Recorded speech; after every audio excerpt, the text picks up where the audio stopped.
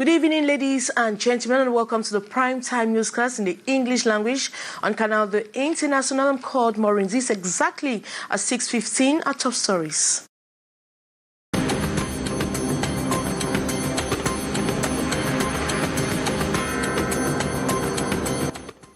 Two people have died in a clash between smugglers and soldiers in Gashiga in the north region of Cameroon. The clash resulted from the confiscation of 3 vehicles transporting non-biodegradable plastic papers that belonged to the smugglers.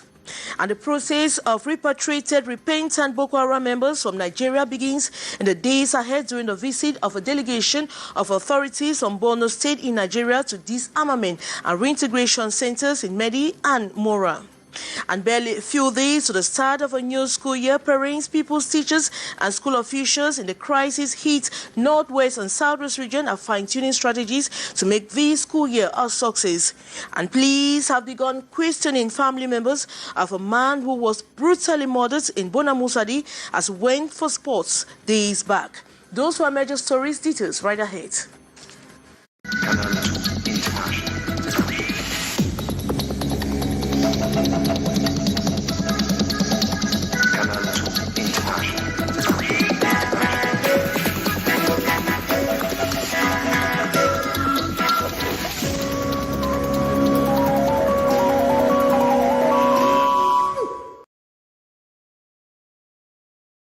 Two people have died in a clash between smugglers and soldiers in Gashiga in the north region of Cameroon. The clash resulted from the confiscation of 3 vehicles transporting non-biodegradable plastic papers that belonged to the smugglers. The population and motorbike riders supported the smugglers against soldiers as custom officials. As we hear the following story with Gladys Ambo Tibang. Even though relative calm has returned to Gashiga in the north region of Cameroon, the images of the incident still remain traumatizing to inhabitants who witnessed the scene. 2 deaths on the spot and the head of a custom officer wounded with a machete in the clash opposing smugglers to custom officers and military men. This as a result of 3 Starlet brand vehicles packed full with non-biodegradable plastic papers that were seized from their owners by custom officers at the checkpoint. Custom officers and military men were out for their routine checks. The young boy who died was close to them making a call when a stray bullet killed him. As a result, some young boys lit fire and caused disorder that provoked the military men. Smugglers, with the help of the population and commercial bike riders, ransacked the main custom office in Gashiga. In the confusion, the soldiers opened fire. I was informed there was a clash between soldiers and the population, and I was told to take measures because there are already 2 deaths and a vehicle seized. That was when I went out and found a large crowd with clubs, sticks, cutlasses, and other objects ready to fight. The crowd went directly to the direction where the vehicles were stationed and looted everything. The Lamido of Demsa and gendarme officers who stormed the scene calmed down tensions. The process of repatriated repentant Boko Haram members from Nigeria will begin in the days ahead during the visit of a delegation of authorities from Borno State in Nigeria to disarmament and reintegration centers in Meri and Mora. It was disclosed that more than 1,500 Nigerian repentant Boko Haram members will return as soon as the rainy season comes to an end. Gladys Ambo Dibang completes that story. These repentant Nigerian members of the Boko Haram insurgent group are about 1,600 of them accommodated by the Mary Transit Center and the Regional Center for Disarmament, Demobilization and Reintegration in Mora in the far north region of Cameroon.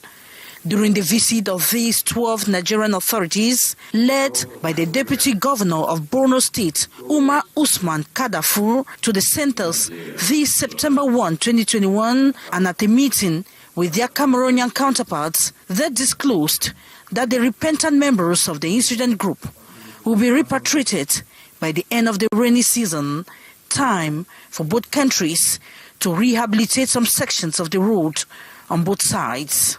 As a government, we felt it is necessary for us to visit our counterparts here so that we assess the situation on ground. And we have just done that now, and we are assured the Cameroonian part that we remain entirely grateful for the gestures they have been doing when it comes to the respect of refugees. And also, you know, this is a very sensitive matter. We have to profile these surrendered Boko Haram people, and then we have to arrange for how to repatriate them back to Nigeria. Umar Bashir, head of the Regional Center for Disarmament, Demobilization and Reintegration in Mora, said given the growing number of the new returnees from Boko Haram, they are experiencing some difficulties due to lack of amenities, reason why they spoke with Nigerian authorities to organize the repatriation exercise. The delegation then offered 200 bags of rice and financial support of 16 million francs CFA to the repentant Boko Haram members. Police have begun in questioning family members of a man who was brutally murdered at the Bonamusadi neighborhood in Cameroon's economic city Douala as he went out for sports days back. His assassination has left his wife in shock and consternation. For this, she has neither taken a bath nor had a change of clothes. Regina Leketanda reports.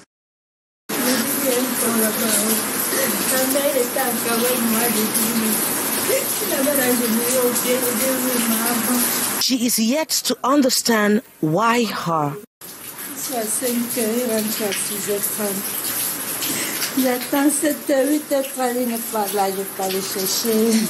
4 days since her husband was brutally murdered at the Santa Barbara area in Bonamusa de Douala, Canal International made a stop at the residence of the deceased in Lokpom, where the widow remains inconsolable and has neither taken a bath nor changed her clothes since her husband was found dead in a covert. She admits even though her late husband was hypertensive, his condition was stable. He was a high blood patient, but his condition was good. We checked his blood pressure every day, and I can tell you his blood pressure was okay. He was not even sick. His younger sister, who is also in a state of disbelief, says her late brother, Dominic, was a very reserved person and wondered why he should be targeted by his assassins. He was always in the house, indoors. If he had a meeting to attend, he would go and return home immediately. He hardly visited people or troubled anyone. When I saw his corpse, I could hardly believe it was him. His face was disfigured. He was unrecognizable. Their deceased, 61-year-old, who hailed from the west region of Cameroon, had been on retirement for 2 years, formerly working at the petroleum company Elf. His killing comes at a time when his family was at loggerheads, giving room for speculations. Different family members are currently being auditioned by the police, as the police has vowed to track down the murderers of the late man. Scores of residents in Cameroon's economic city Douala are in tears following yesterday's torrential rainfall. Several homes are still flooded, property destroyed, while many are still blocked indoors. Saleh Sherifa with more on the story. The 2021-2022 school year is around the corner. Preparation entered high gears in various schools across cities of the Southwest region. School establishments are receiving final touches so as to receive both new and old students come September 6, 2021. In one of the schools, Group Scolaire Yalutin visited in Limbe, renovation works are going on to give the institution a new facelift. Walls, blackboard, table, benches, school compound are all renewed. Officials of school institutions in the Southwest region are leaving no stone unturned to give pupils and students best teaching and learning environment for success to follow.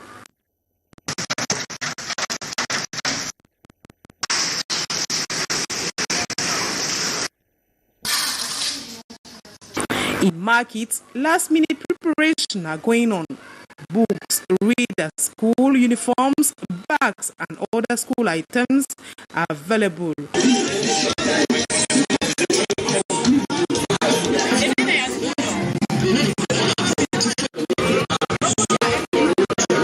Yes, most of them are there. I bought about 3/4, money 1/4. Parents, conscious of the importance of educating their children, are braving the oath defeating messages of school boycotts by suspected separatist fighters to prepare their kids back to school.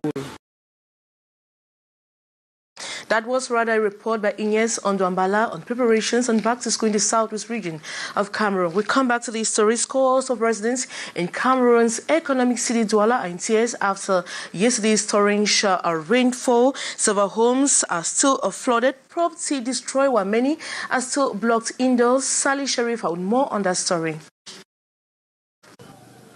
This is how some neighborhoods in Douala look like after heavy floods swept through the town on 1st September 2021.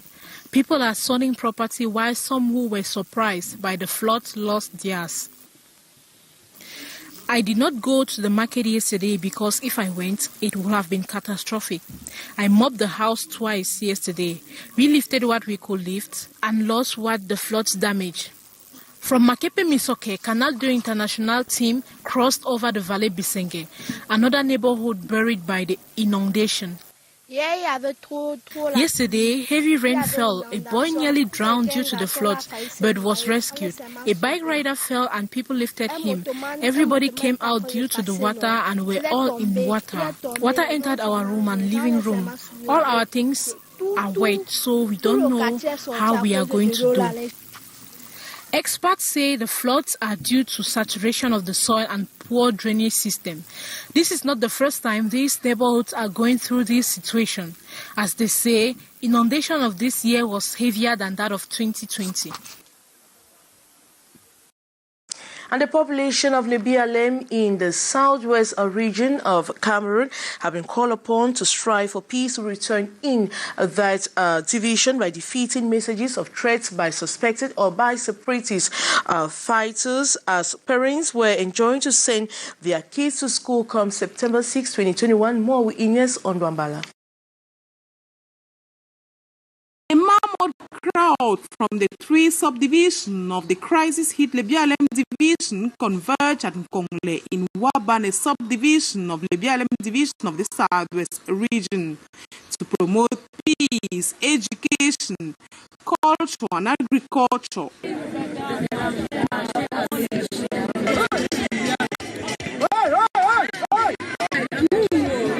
This is the first mobilization of its kind since the start of the Anglophone crisis in 2016. Youth, adults, and elderly persons defeated fear to assemble here at Nkongle.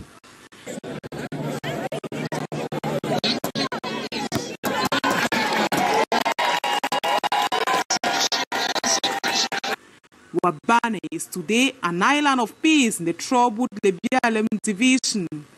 The Mayor's Cup was a great moment to celebrate culture and peace through sport, which is a unity factor.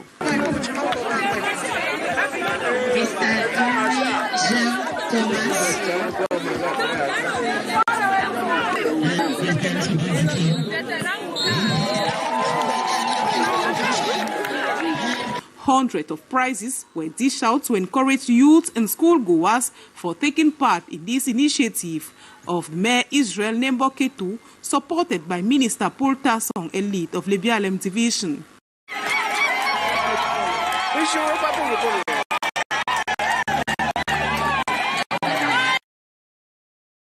Administrative, municipal and traditional authorities of the division answered present to this cultural jamboree, which seeks to encourage students to go back to school.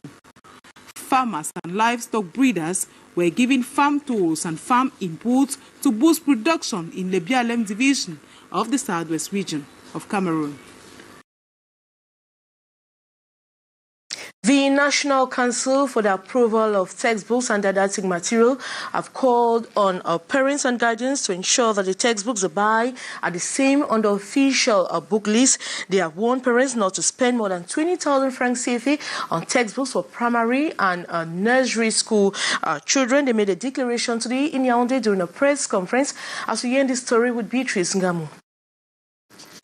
Just 3 days to the resumption of the 2021-2022 academic year, those championing the textbook per course in our educational system, from nursery school to upper seed, that is the National Council for the Approval of Textbook and Didactic Material, are hammering on the need to respect the approved official list of textbooks. This especially by private, religious and secular schools in the Francophone and Anglophone educational subsystem, who at times add textbooks not on the official book list. No parent of a child in primary school should spend more than 20,000 francs for textbooks. Even in the French subsystems, the books are even less than 15,000 francs. This issue was among the 3-point agenda of the press briefing today in Yaoundé. The Secretary General, Professor Marcelin Vouda-Etouin, made it clear that decisions of education ministers facilitated the publishing of official book lists of general, technical and vocational textbooks even before the deadline, making the textbooks available on time and in good quantity all over the national territory. This instruction from the presidency saying all over the national territory, these books which have been assessed, validated, approved and signed into operation by the 2 ministries of education must be used in all schools. The prices of the approved textbooks were also read. The textbooks are accessible and affordable. That a parent, no matter how low their income, can be able to buy books for their children. Their greatest wish is for school officials to respect the authorized list, adding parents should not be afraid to denounce any deviant attitude noticed in that light. We have already written a letter to CONAC complaining about the secretaries of education in lay private education institutions who try to coerce parents to buy books that are not approved. So you are covered, totally covered, both you and your child. This move is to avoid books like this on display here with inexplicable faults, grammatical like spelling errors, and suspected ideologies. And the Minister of Territorial Administration, Paul Atanganji, has embarked on the vaccination of all his personnel in the ministry against a COVID-19 pandemic. The vaccination process restarted this Thursday will unfold on 2 days, not only with direct MINAT workers, but also to all close relatives, as we hear in the following story with Heinz in Cha.